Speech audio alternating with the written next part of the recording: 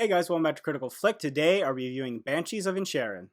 So Banshees of Inisherin is the newest film from Martin McDonagh. I have to say, I feel like this movie is the most serious of his films in recent years. It still interjects some of that black comedy that we expect from him that we've seen in Bruges and Three Billboards and Seven Psychopaths. But this one in particular follows the story of two friends played by Colin Farrell and Brandon Gleeson and kind of how they have this falling out. Brandon Gleeson's character does not want to have anything to do with Colin Farrell's character anymore. He is someone who has decided that he doesn't have time for, senseless chatting. He doesn't have time for nonsense. And he feels like Colin Farrell's character is kind of just a dull person that isn't adding anything to his life, and he needs to invest more time into creating something, creating a legacy. And obviously Colin Farrell does not like this. He's, great friends with this guy, and he feels like he's being cut out for no reason. He's being treated poorly. And the movie is a lot about him trying to come to grips with this situation, trying to win him back as a friend, and struggling with his own personal life. And the first thing I have to say about this movie is it is a gorgeous looking movie.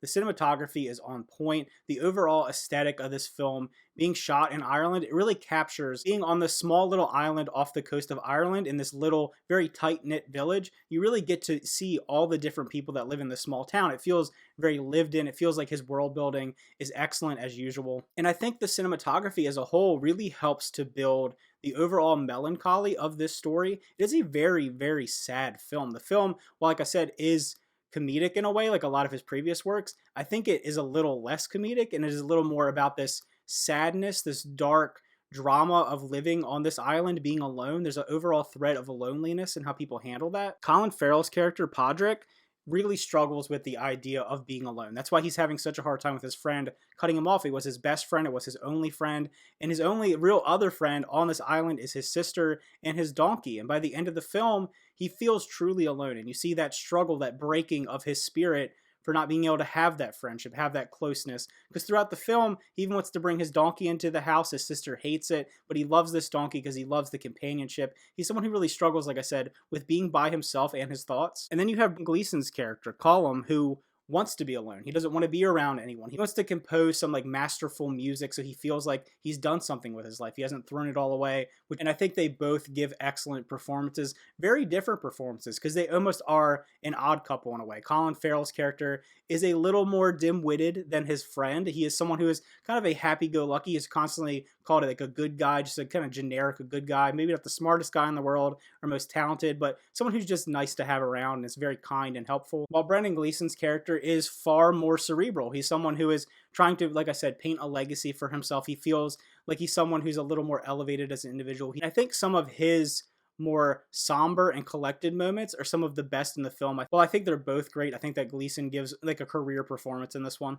Barry Cogan's also in this film. He plays kind of a dim-witted, kind of village idiot, for a better term. He does actually bring a little bit of levity to this film. Like I said, it's very serious, and there are some more comedic moments. He kind of interjects a little more lightheartedness to the story, but you will see as the film goes on, without giving any spoilers, that kind of is even snuffed out in its own way. So like I said, this movie is very oppressively sad and melancholy. And if you don't want to sit through that for almost 2 hours, I think this will be a rough watch for some people. It feels very similarly to how I felt about Three Billboards. While I think it's incredibly well acted and shot and directed, it wasn't for me. It's a movie that I felt was just hard for me to watch. It was so sad and oppressive in its tone.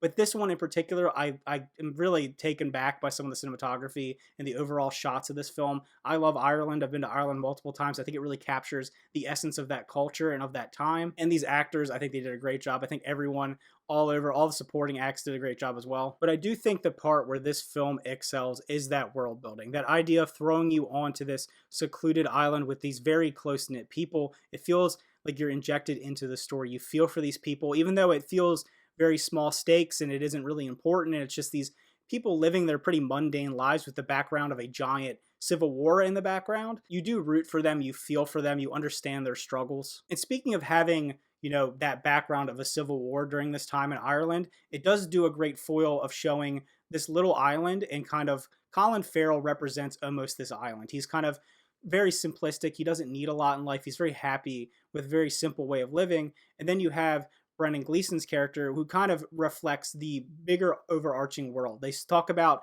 multiple times in the story about how the mainland has far more going on. It's far more progressive. There's a lot happening. It isn't like a slow little secluded town. And that's how I kind of feel like they're compared to each other. I feel like one is kind of were going for the older times in life. They want the simple life. And the other one wants a more grand, a fantastical legend maybe attached to their name. So overall, if I were to rate this film, I would give it an 8 out of 10. I think it is one of the best shot, acted, and directed films of the year. And I think it nails its tone. It's just a matter of personal preference. If you do like this more melancholy and sadness and just being it drawn out in a slow burn, for me in particular, I think it worked a lot of the time, but like I said, it's so oppressive, and this is the kind of the nature of his films. I think In Bruges is my favorite film from him because it has a little more of that levity. It has a little more of a kind of heart to it. This movie does have a lot of heart to it, but it just feels like it's getting ripped out of you constantly while you're watching it. So if you checked out the Banshees of Inisherin, let me know what you thought about it. Maybe you liked it more than I did. Maybe you liked it a little bit less. I feel like there's a lot of nuance and layers to this movie. It's something I might